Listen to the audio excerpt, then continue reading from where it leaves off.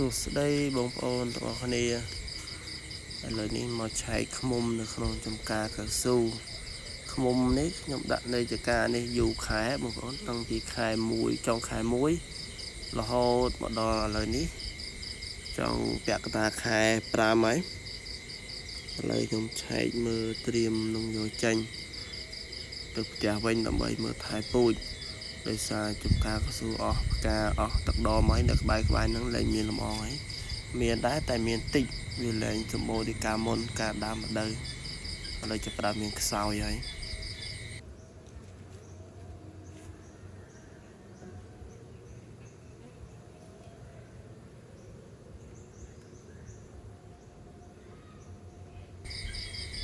នេះខ្ញុំចងបកងវាការពារពេលដឹកកុំឲ្យវាក្លាប់អញ្ចឹងយើងត្រូវចងបកងវាជាប់ការពារពេលយើងដាក់បញ្ជូនទៅមានបញ្ហាមានអាលាក់មានកលុកអីយើងអាចការពារបានវាអត់ធ្លាក់បកងធ្លាក់អីនាំឲ្យវប់ឃ្មុំទេ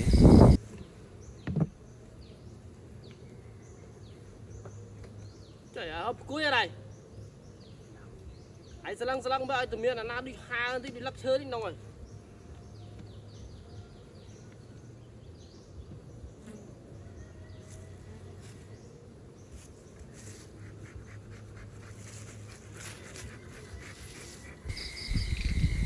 ឥឡូវដើរចងគ្រប់កងហើយនេះ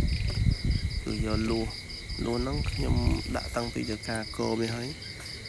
យកវាមកទុកអត់ស្រាយចេញទេទុកជាមួយឃ្មុំហ្នឹងដល់ពេលត្រូវការយកមកផ្ទះគឺមានលួសចងស្រាប់